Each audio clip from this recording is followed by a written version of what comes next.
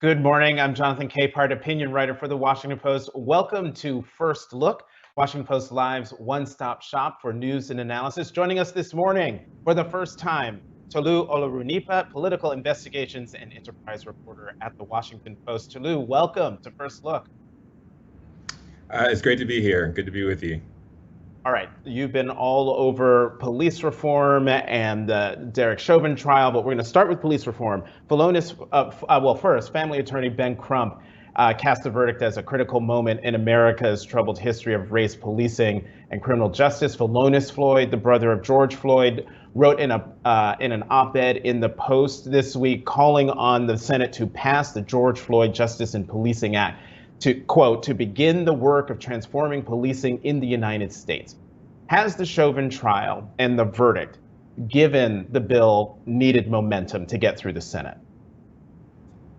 Well, that's a very important question. It has given the bill some momentum. Whether it is enough momentum to actually get the bill through the Senate and to Joe Biden's desk is a completely different question. We will have to wait and see, but there is definitely clear momentum behind getting Republicans and Democrats behind some sort of compromise bill to reform policing, to include some of the elements of the George Floyd Justice and Policing Act, which as of this moment includes things like banning chokeholds and banning no-knock warrants and making it harder for police to use qualified immunity to escape civil responsibility when they use force. So it's clear that some of those elements have bipartisan support. Some of them have much less support when it comes to working across the aisle. And whether or not Republicans and Democrats are going to be able to come to some sort of agreement remains to be seen. We live in a very polarized age, and it has been difficult for Republicans and Democrats to even agree on the day of the week. So if they are able to come together on some sort of major policing overhaul, it will be a significant development. And we know President Biden is looking forward to trying to sign a bill that would change the way policing is done in America.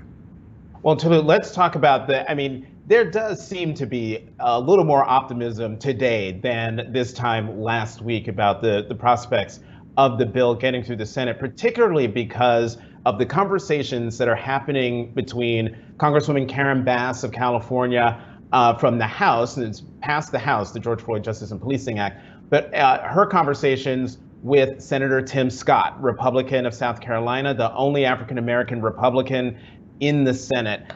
How pivotal is the role of Senator Scott in all this?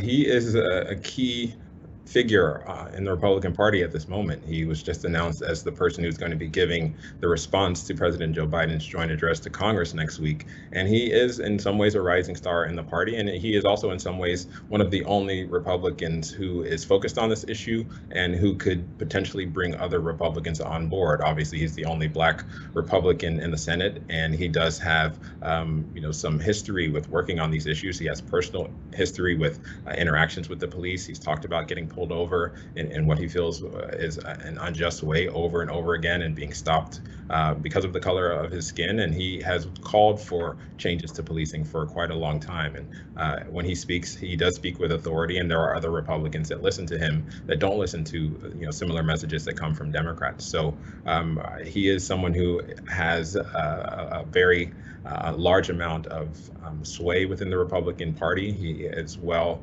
regarded by the Senate Minority Leader, Mitch McConnell. And if he puts his political muscle behind this bill, there is a chance that he can get enough Republicans on board to get a bipartisan bill to overcome the filibuster. But it just remains to be seen what is actually in the package, because he does not support everything in the House bill. So there are things that he personally does not support, and it's going to have to be a negotiation to figure out how they're going to come to some sort of agreement on what they can all accept in order to get this bill through the Senate.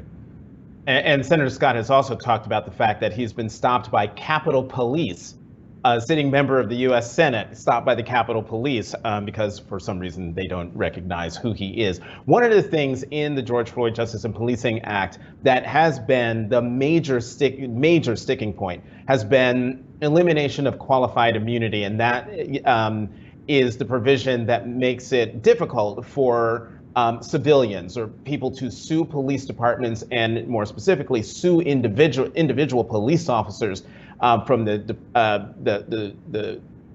litigants' perspective to hold police accountable. Senator Scott, I believe it was yesterday, floated, or at least it was reported, that there is a compromise that he has put out there, and that is to make it possible to sue police departments and not individual police officers. Do you have any reporting on how that compromise idea has been received by by Democrats? Yeah, this is a huge sticking point. This is an area that Democrats have not wanted to give a lot of room on because they feel very strongly that police individually should be held responsible for their actions. If they take actions to harm or to kill an American citizen and that action is unjust, that they should not be given immunity. No other kind of American gets immunity from civil lawsuits in those kinds of circumstances. So there is a very strong feeling among Democrats that that's something that they should hold firm on. Now, they also want a bill to get passed. So there are some moderate Democrats who are open to the idea of compromising on this issue. There are also some moderate Democrats that don't think individual police officers should be targeted in lawsuits because they think that would open the floodgates to civil lawsuits against individual police officers who normally aren't very wealthy, and it could sort of put a chill on the practice of policing because people may worry that they may get a lawsuit if they use any kind of force, even if it's justified. So this is a debate and this is a negotiation that's going to be ongoing. It is interesting that Senator Scott is interested in a compromise, and this is something that he and several Republicans also feel strongly about. They feel that they don't want police officers to be sued, and they don't want lawyers to take advantage of whatever loopholes may be found in this bill. So it's going to be a very tough strategy and a tough process to put together a compromise that both sides can agree to. But the fact that they're talking, the fact that Senator Scott feels like that they may have a compromise, that is important. That's an important step. I think if this hurdle is able to be overcome, then the rest of the package is much more likely to be passed, because this is one of the biggest sticking points, one of the biggest points of disagreement between the two parties.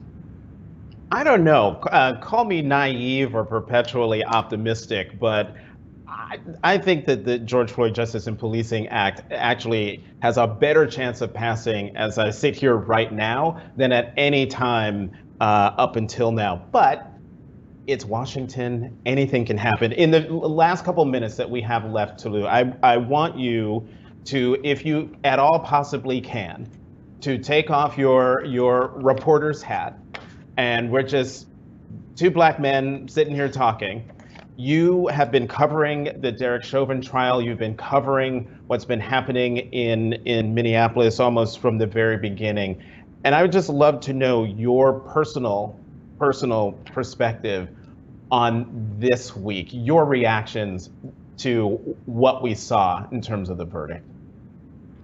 Well, the entire trial was incredibly gripping and fascinating and emotional. You saw people crying on the stand. You saw over and over again the video of George Floyd taking his last breaths, and before that, crying out for mercy, crying out for his final breaths, and for not getting that mercy from the police. And that was emotional. That was gripping to watch and to see the verdict. I did think that the evidence was overwhelming in this case. There was so much evidence. There were so many videos that had come out. There was so much expert testimony about exactly how George Floyd died. I think that made it almost expected that this verdict would come down, but you can never expect a verdict like this when it comes to a case that involves a white police officer and a black victim or black suspect, because it almost always goes in favor of the police officer. We've seen case after case after case. So for this verdict to come down as guilty on all charges, it was a highly emotional moment. I talked to members of George Floyd's family. They were hugging, they were crying. They just did not expect this to happen because they felt like justice had been stripped from people like George Floyd for so many years, for so many decades. And to have this glimmer of justice in this one case definitely sent a message that things may be changing. And now no one is saying that this is enough or that this is going to change things more broadly. They are pushing for further change. That's why they're pushing for the George Floyd Justice in Policing Act and other changes, so that this glimmer of justice will be able to be spread to other Americans, and hopefully will not even be needed, as there will be fewer instances of police violence and deaths at the hands of police in instances like this. I hope folks who are watching noticed what happened. I asked Tolu to give a personal reaction to the news of the week, and he would not go there. Anyone who thinks that news side reporters are somehow subjective or don't take their role to be objective observers of the news that they report, that they don't take that job, that role seriously, you just saw what happens when a news side reporter is put in that position. And that is why I am very proud of my news side colleagues and especially proud of Toluse Olorunnipa. Thank you very much for coming to First Look. Have a good weekend. You too. Thank you so much. Now let's go to the opinion side of the Washington Post, where we will find Washington Post columnists Donna Edwards and Hugh Hewitt. Donna, Hugh, welcome back to First Look. Good to see you, Jonathan. Hi, Donna. Hi. All right. Donna, I'm going to start with you. You tweeted after the Chauvin verdict was announced, even a just verdict in one case is justice for #George Floyd and his family. It may or not change policing. That's our job. There won't be a camera at every incident, but Gianna's daddy did change the world. I'm going to give you the floor. What needs to happen next? Yeah, well, I mean, I think there are multiple things. I mean, we've already seen the Department of Justice step in and announce that they are going to be doing a pattern and practice review of the Minnesota Police Department. That needs to happen in many places all across the country. We've also seen that Congress, as you've just discussed with Tulum, that there's some movement in Congress. We'll have to see where that goes.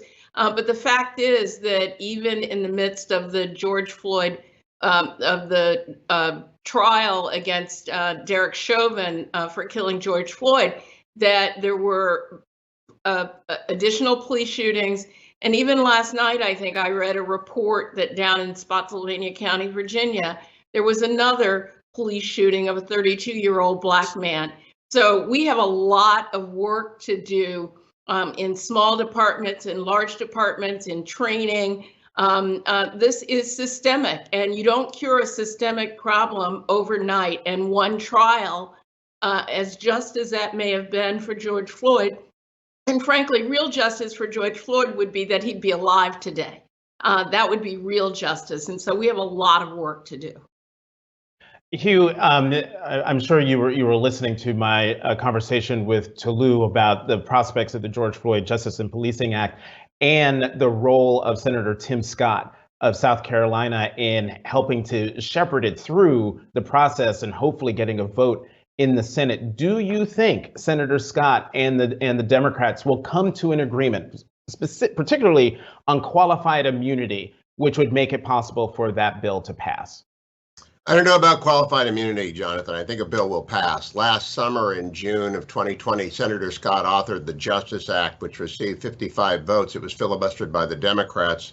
I can't say the Democrats because Joe Manchin voted for it. Then Senator Doug Jones voted for it. Independent Angus King voted for it. Received 55 votes. It was authored by Senator Scott last year. It should have passed last year. They should have gone to a conference with the House, and maybe qualified immunity in some form would have been amended. I'm not a crim pro expert. I teach con law, not crim pro. So I don't know what the arguments are about qualified immunity, and I hesitate to make a sweeping statement. But given that there were 55 senators in June and that it was stopped by Democrats for political reasons from going to a conference committee and emerging, I'm very optimistic that this time around, not because of anything new by Senator Scott, he's been urging police reform, as have the Republican Party, for more than a year. I believe that you'll see something come out of the Senate, since the political incentives to blockade it and filibuster, which the Democrats did last year, are now gone since Joe Biden has been elected president. Donna, on the question of qualified immunity, one of the things the compromise that Senator Scott apparently is talking to Democrats about is reforming qualified immunity so that people could sue police departments, but not individual police officers. What do you think about that as a former Democratic member of the House from Maryland? But also, do you think that that is a worthwhile compromise to get the George Floyd Justice and Policing Act passed? I'm not really sure that that cuts it. I mean, if you look at reports about the millions of dollars that are already paid out by cities, by jurisdictions for police misconduct, I mean, I think in one year, I mean, it's topping, 300 or 400 million dollars that's paid out, and that is paid by cities for police misconduct. So I don't know that merely suing departments where taxpayers will still be on the hook for paying out that money really does anything to change individual police behavior. And so I'm not really sure that that is a compromise that for some Democrats will actually work to solve the problem and put the onus on individual police officers for their own behavior personally, in addition to the behavior of departments. I mean, we could be talking about two different things, both sort of training and other things dealing with police departments, which for which they should be liable, but also the individual behavior of police officers, and a way to begin to curb that, because the officers themselves feel that they need to curb their own behavior. Let's talk about changing subjects. Next week, I think it's a week from today, will be President Biden's 100th day in office. This is a question for both of you, but I'm going to start with you, Hugh. Yesterday, I interviewed former Vice President Al Gore, who told me that Joe Biden has had the best start of any American president since FDR. Do you agree? I'm shocked. Shocked. That is a no. Yesterday, I spent a long time talking to former President George W. Bush, who said President Biden needs time to get his feet on the ground on things like immigration and other big issues. He has spent a lot of money, and I think it's great that he spent a lot of money, and you can roll through reconciliation and do that. You can spend a lot of money. He spent $2 trillion on top of $4 trillion spent the year before. So in terms of money spent, he spent more than FDR spent. So maybe that's the Al Gore metric. In terms of legislative achievement requiring supermajority, the filibuster-proof he's achieved nothing. He has put forward a good slate of judicial nominees. They're progressives. They're all qualified. They will be terrific judges, including one who I believe is going to go on the D.C. circuit. You'll see soon when I predict Stephen Breyer retires in June. I think she will be put forward. And I do think he's had a very good, I give him a C+. Great rhetoric on unity, hardball politics, brass-knuckled politics on the legislative side. And he spent a whole bunch of money. So everyone should get some money. So I give him hat off for that, but I give him a C. No, I don't think FDR passed laws. He had a supermajority. President Biden's only passed appropriations. Wait, Hugh, wait a minute. You at first said you gave him a C+. Did you just downgrade it in your answer in real time to a C? No, it's a gentleman's C, which sometimes is a C+, sometimes it's a C. It depends on whether we have grade inflation. But a C is a C+. I mean, it's just it's a middling performance for a president.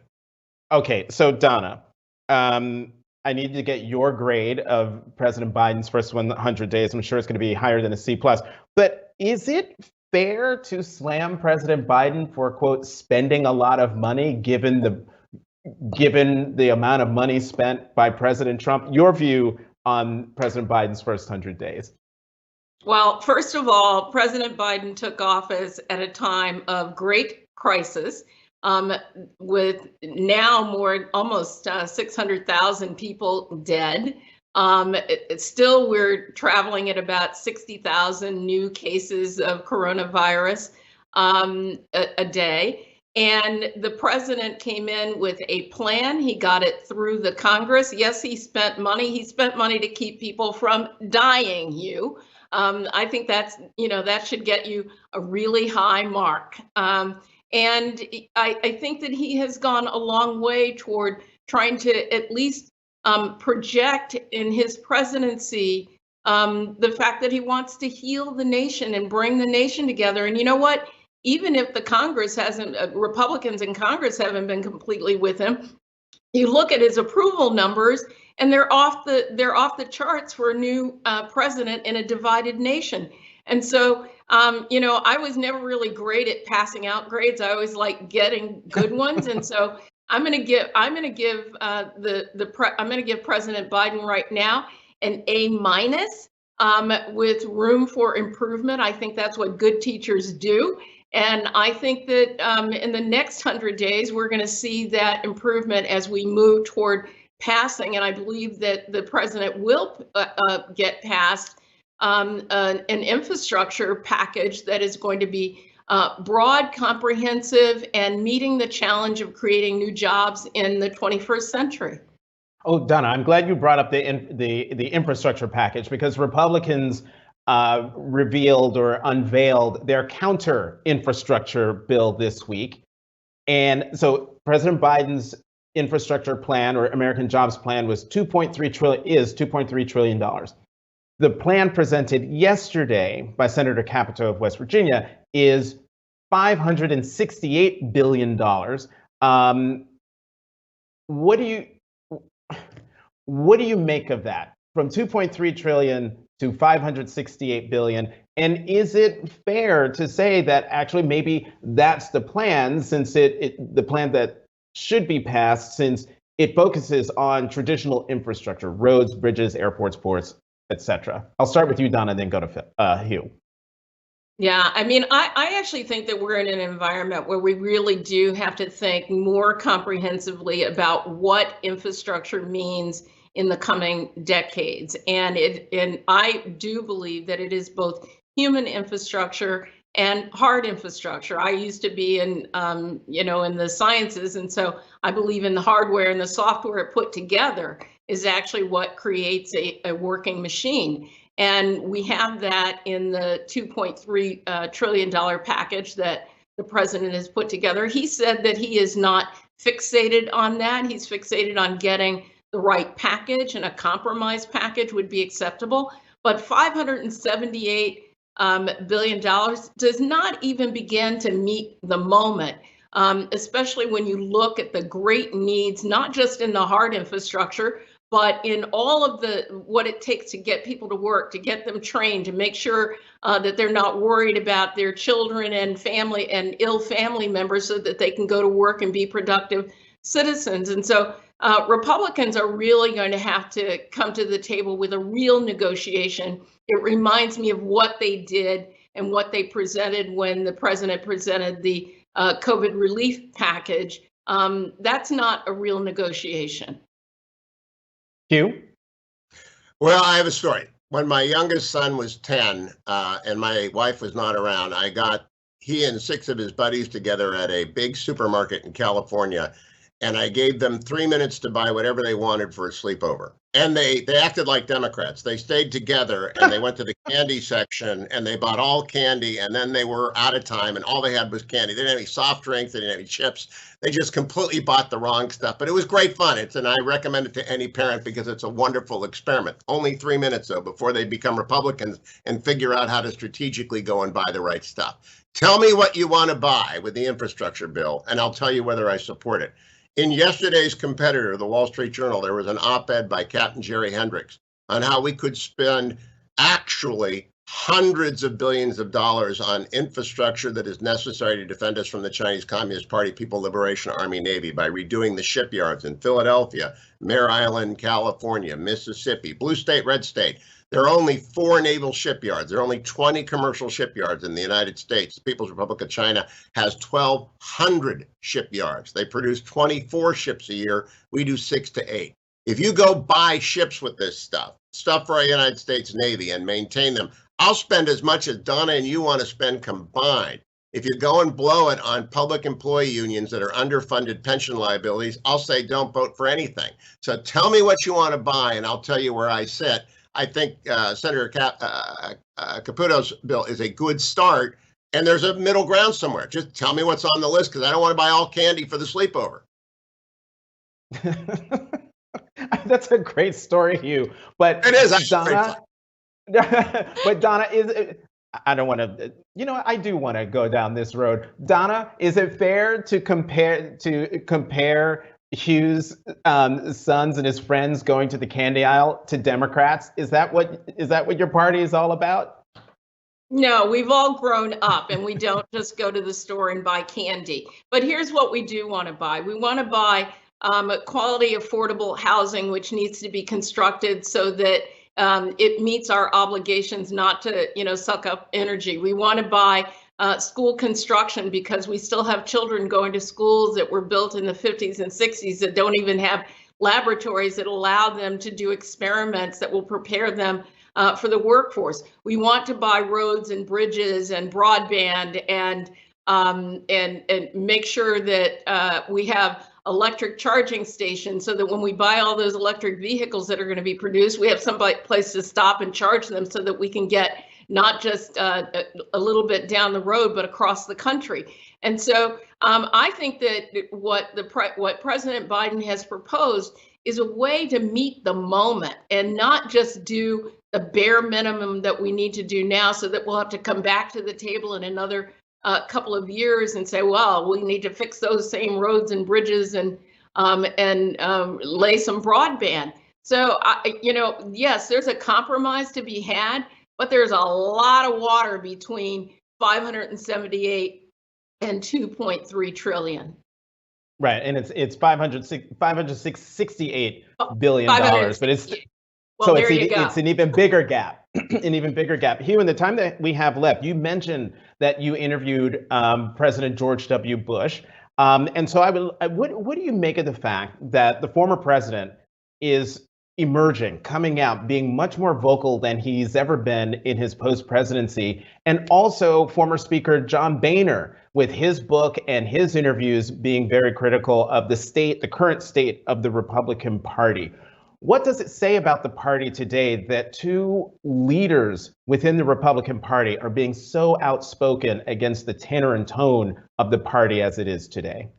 Well, I'm glad you asked me that, Jonathan. The Dean Martin Republicans, whom John Boehner represents, are a dying breed and they're gone. And his book isn't doing well because there aren't many Dean Martin Republicans left with a cigarette and a glass of wine and that whole shtick. It's old, it's boring, and it's no good. George W. Bush is a leader. George W. Bush has got a plan on immigration that I wholeheartedly endorse. We spent a lot of time talking about immigration. His brand new book, Out of Many, One, is one of the most moving and I think persuasive books on why we have to be open and accepting of people coming to this country under the refugee program, why we have to legalize the 14 to 20 million people who are here who are not in any way accounted to violence. We have to allow for a systematic change and upgrade to a meritocracy while securing the border. George W. Bush leads with a great deal of wisdom. And in fact, he wanted to make a point, and he did on my show yesterday, and people can go to my podcast to hear him make it, that he didn't want to be understood as criticizing the Republican Party. There's a fringe element in my party. There's a fringe element in Donna's party. And I don't know if you have a party, Jonathan, so I'm going to leave you in that independent area. There are fringes on both sides, open border fanatics and deportation fanatics. There's a center ground on immigration where 80% of Americans agree, which is border security plus regularization. And we ought to get there by getting the normal people in this country together from both parties and hammering it out. I've just got a new phrase here: Dean Martin Republicans. I never heard that before. I've long time about John Boehner. In the less than a minute that we have left, Donna, as a former member of Congress, and on the other side of the aisle, what do you make of former President Bush and former Speaker Boehner coming out and being as vocal as they are about the Republican Party? Well, I think it's important. Just as I think the Liz Cheney's voice in the Republican Party is an important one, whether those are the voices that are going to win out in the end, or at least in the short term, I'm not really certain. And I'll tell you what, and I'm going to listen to the podcast, Hugh, because what you just laid out around immigration, and I always thought the former President Bush's ideas and policies and thoughtfulness around immigration were important ones that strike that middle ground. But it shows that we could actually have a party that was willing to work with Democrats. They just don't happen to be the prevailing voice right now in the Republican Party. And with that, we're going to have to leave it there. Hugh Hewitt, Donna Edwards, as always, thank you for coming to First Look. Have a great weekend. Thanks, Jonathan. You too. And as always, thank you for tuning in. Join me tonight for Brooks and Capehart on the PBS NewsHour. Check your local listings. Excuse me. And then join me on Sunday at 10 a.m. Eastern for The Sunday Show on MSNBC. Once again, I'm Jonathan Capehart, opinion writer for The Washington Post with a frog in his throat. Thank you for watching First Look on Washington Post Live.